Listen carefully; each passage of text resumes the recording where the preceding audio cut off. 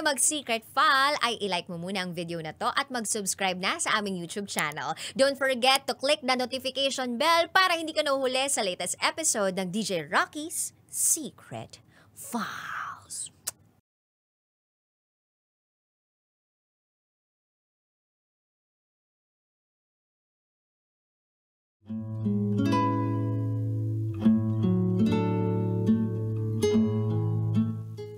And now, it's time for DJ Rocky's Secret Files.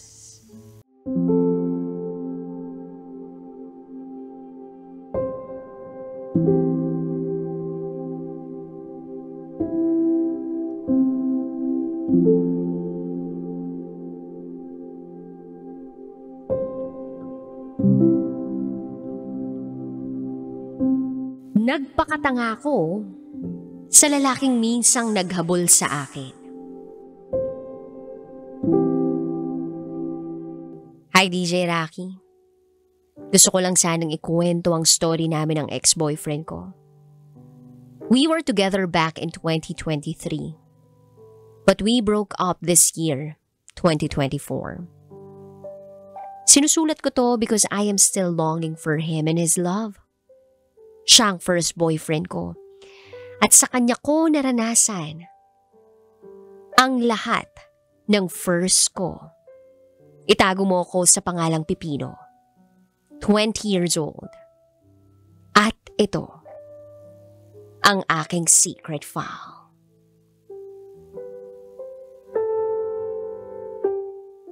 Year 2023. First year college ako. During the second sem, noon kami nagkakilala. Itago natin ang ex-boyfriend ko sa pangalang EJ. Nireto si EJ sa akin ng friend ko noong first year. Kinukulit niya ako ng kinukulit. Panay ang ligaw. Kahit through online lang kami nagkakausap. He is really pursuing me. Kahit magkakilala pa lang kami. Sagutin ko na raw siya. Ang sabi niya pa sa akin, fix na ang future ko. Ikaw na lang ang kulang. That time, hindi ko pa siya kilala ng lubos. Kaya nag-send ako sa kanya ng isang mahabang message na no ang sagot ko. At ipaniliwanag ko naman na masyadong mabilis. Pero ayaw niyang pumayag. Hanggang sa sinagot ko na siya noong 5th day na namin na pag-uusap. Yes, DJ Rocky, 5 days after naming magkakilala. Naging kami. Honestly, noong bago-bago pa lang kami ni EJ, like wala pang isang buwan yung relationship namin, hindi ko pa talaga siya gusto. Parang napilitan lang talaga ako sa kanya noon. Kasi sobrang kulit nga niya. Nakesyo, sagutin ko na raw siya. And then after, sabi niya sa akin, he wants to meet me. Pero ako kasi, shy type talaga ako. Hindi ako marunong makipag-usap sa lalaki. Pero sabi ko sa sarili ko, sige di bale, try ko. Kaya ayun, nagkita kami sa tapat ng 7-Eleven. At noong nakita ko na si EJ, hindi muna ako agad nagpakita. Panay ang tawag niya sa akin, hindi ko muna sinasagot. Naiiyak ako sa kaba. As in, pero eventually, I overcame that at natuloy ang unang date namin. I remember, nanood kami noon ng sine. At doon niya ako unang hinalikan. Nabigla nga ako dahil paglingon ko, bigla na lang siyang nag-kiss sa lips ko. I was surprised but I liked it. Naging masaya naman ang date namin, punong-puno ng mga kilig moment. Sa totoo lang, kinakabahan ako noon. Kaya kausap ko lagi sa phone yung kaibigan kong nagreto sa akin kay EJ. Ang pogi kasi nitong si EJ, kaya ang hirap i-resist. Naalala ko after ng PE class namin sa ballroom, biglang nagkayayaan ng swimming. Sakto pumunta sa campus namin si EJ kasama yung friend niya. Ayun, nag-swimming kami. Masaya yung bonding namin. Then na-realize ko pa unti-unti na masaya ako kapag kasama ko siya. At habang tumatagal, legit na nagkakagusto na rin ako sa kanya. Tuwing gabi, halos palagi siyang pumupunta sa subdivision namin. Dinadalhan niya ako ng pagkain, gaya ng takoyaki na favorite naming kainin. And since malapit lang din kasi ang bahay nila sa amin, madalas niya akong puntahan. Yun nga lang, sobrang strict ng tito ko noon. Actually, hindi pa ako pinapayagang mag-boyfriend that time. Kaya itinago namin ang relationship namin. Aware naman si EJ sa pagiging strikto ng tito at tita ko. Pero gayon pa man, palagi pa rin niya akong gustong makita tuwing gabi. Tinatakot pa nga niya ako eh. Sinasabi niya, kakatok ako o lalabas ka? Ganon yung sinasabi niya. Pag sinasabi ko naman bawal ako lumabas, pinipressure niya ako. Kaya gumagawa na lang ako ng diskarte para makalabas ng bahay at makita siya. Hindi man maganda, pero oo. Nagsisinungaling ako kina tito at tita na kunwari may bibilhin lang ako sa labas para kitain siya. Pero isang gabi nahuli kaming dalawa. Kasi umabot sa punto na pumasok na siya ng bahay namin. Ang nangyari, sobrang dami. Actually, hanggang sa dumating yung time na napalayas ako ng tita at tita ko dahil sa kanya. So, ending nagrent ako. Nakahanap naman ako agad ng malilipatan. Pagkatapos noon, nakakita ako ng signs na medyo hindi maganda. First week of May nalaman ko may kachat siyang ibang babae sa Instagram. Yung girl na mismo yung nag-message sa akin about it. Tinanong ko si EJ kung totoo bang may kinakausap siya sa IG. Sabi niya wala, ako lang daw. And then the next day nagkita kami.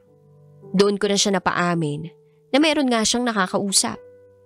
Todo deny sa umpisa pero aamin din pala. 3 days na daw sila magkausap pero wala naman daw landian. Nagpa-comfort lang siya at nag-rant doon sa girl. Nabasa ko rin yung screenshots ng conversation nila galing sa girl. That's when I decided na makipag-break na sa kanya. Umiyak lang siya nun. Tinakot pa niya ako na may gagawin siyang hindi maganda sa sarili niya. To be honest, every time na may away kami, every time na makikipag-break ako, lagi niya akong tinatakot. Nawawakasan niya yung buhay niya. At dahil natatakot din akong ituloy niya yung balak niya, napilitan ako magstay sa kanya. Naaawa rin naman ako sa kanya. Humahagulgul siya ng iyak nung araw na yun. Dahil sa mga sinabi ko sa kanya. Kaya nagbago ang isip ko. Sabi ko, hindi ko na lang siya hihiwalayan. Patatawarin ko na lang siya. Kahit masakit na magsinungaling siya sa akin at kahit niloko niya ako. Kaya raw niya yung nagawa dahil magkaaway kami that time. Nagpaliwanag naman yung girl na walang something sa kanila at bukang bibig pangaraw ako ni EJ sa kanya. Sabi ng babae, mahal na mahal naman ako ni EJ. But despite that, nasaktan pa rin ako sa ginawa niya. Kasi naman pwede namang ako na lang yung kinausap niya, hindi na yung ibang babae. Sana yung relasyon namin yung inayos niya. Hindi yung nagpa-comfort pa siya sa iba dahil lang hindi kami okay. Pagkatapos noon, pumunta ako sa friends ko, nag-inuman kami. Hanggang sa nalasing ako. Iyak lang ako ng iyak. Hindi ko alam ang iisipin. Hanggang sa nasuka ako dahil sa kalasingan at tuluyan na ako nakatulog. Tinawagan ng friend ko si EJ para sunduin ako at hihatid sa bahay. Pero imbes na sa bahay niya ako dalhin, nalaman kong sa ibang lugar niya ako dinala. Medyo malabo na ang paningin ko pero nagkakamalay pa ako. Kaya tinanong ko si EJ kung saan niya ako dadalhin.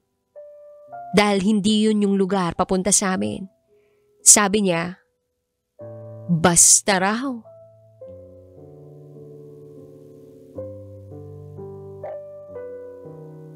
Basta, yun pala, sa motel. At doon na, may nangyari sa aming dalawa. Pinilit niyang hubarin ang suot ko. Naiiyak na nga ako noon pero ewan ko, wala na akong nagawa. Naibigay ko sa kanya ang pagkababae ko. In fact, hindi lang isang beses may nangyari sa amin. DJ Rocky, dahil sa nangyari sa amin, umasa akong mas magiging matino at mas maganda ang takbo ng relasyon namin ni EJ. Lalo na ngayon, na binigay ko sa kanya ang pagkababae ko. Pero parang nagkamali ako ng pinasok na sitwasyon at hindi ko na inakala ang mga susunod niyang gagawin sa akin at sa relasyon namin. Sunod-sunod na panluloko pala ang darating. May nalaman na naman ako sa Facebook account niya na may ini-stalk si EJ na ibang babae dahil nagandahan siya. Magkapareho sila ng probinsya. Hindi ko alam if kinausap niya pa yung babae. Naisip ko lang talaga, so ako EJ, ano ako para sa'yo? Sino ako para sa'yo? Nung malaman ko yun, naiyak ako ng sobra. Kasi kamakailan lang nagloko siya doon sa babaeng kinausap niya sa IG. Tapos eto na naman, may kalokohan na naman. Panibagong problema na naman. Nakipaghiwalay uli ako. Pero nandun na naman yung pananakot niya sa akin na magpapakamatay daw siya. At ako naman, dahil ayoko ring mag-guilty, natotohanin niya yun, pinatawad ko na naman uli. Naku, ewan ko ba? To be honest, DJ Rocky, marami na siyang ginawang panluloko sa akin. Hindi ko nga maisa-isa. Sa sobrang dami, meron pang malala. Dahil nagyaya siya ng sex sa kaklase niya noong second year na siya. Sinend sa akin nung girl lahat ng conversation sila. Doon na ako sobrang nadurog sa mga nabasa ko. Habang binabasa ko yung message ni EJ doon sa babae, nanginginig ako sa galit at sakit. Lahat ng instincts ko totoo pala. At eto na naman ako nakipag-break uli. Pero pinatawad ko uli. Pinalampas ko uli. Pero this time, sabi ko last na to. Kung sakaling ulitin pa niya, hindi na ako magbibigay pa ng pagkakataon. Hanggang sa sumapit ang buwan ng Oktubre this year. Nag-mall kami after ng class niya isang araw. Since may work ako at this time, ako na ang gumagastos ng pangkain namin ni EJ pag lumalabas kami. Then kumain kami sa isang samgyupan. Tas biglang may nag-text sa cellphone niya. Ang nakalagay sa text message, love. That time, nagpipicture lang ako gamit ang phone niya. Tapos biglang lumabas yung message na yon sa notifications niya.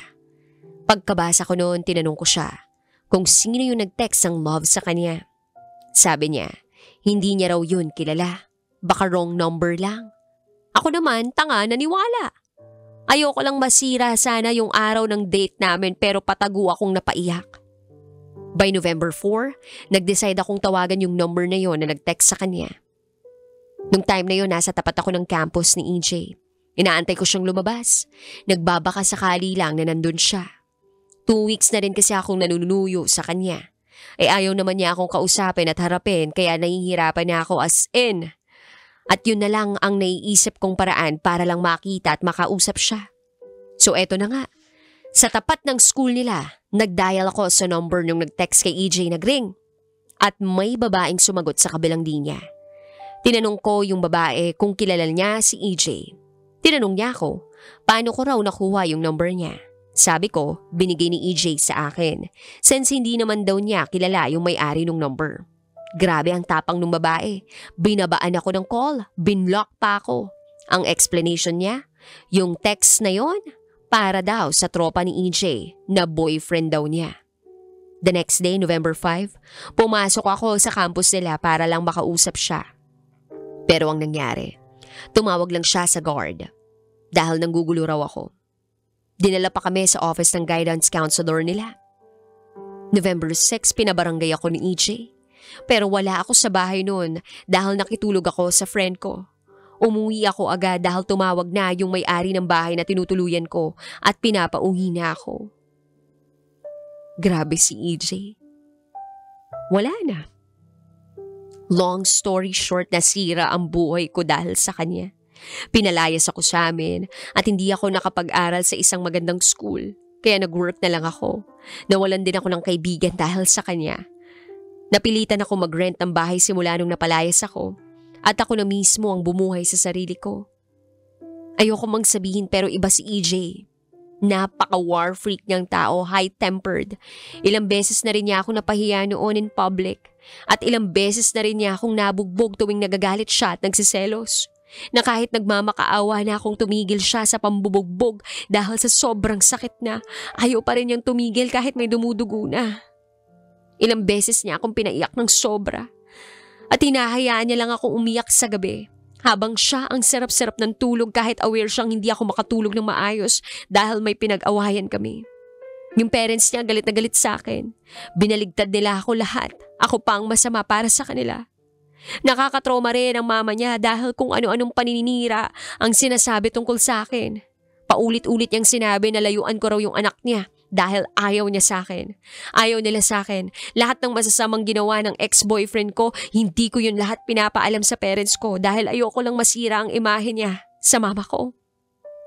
Lalo na't puro good sides lang naman ang ikinuwento ko sa kanila. Kahit sa iba ko pang relatives.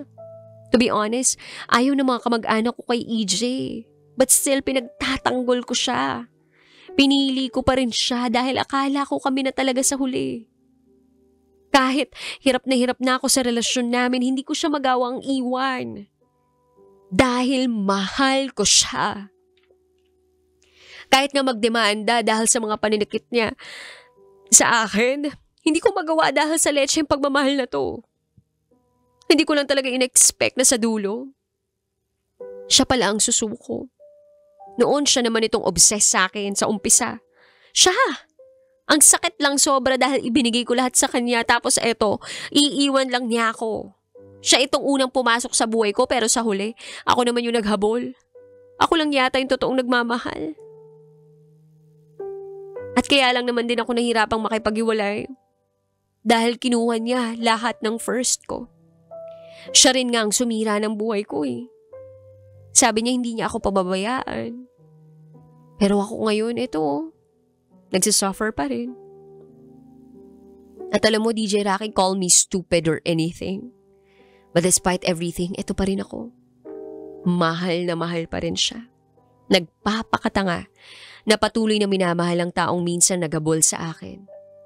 Nagpapakatanga na patuloy minamahal ang taong sumira ng buhay ko.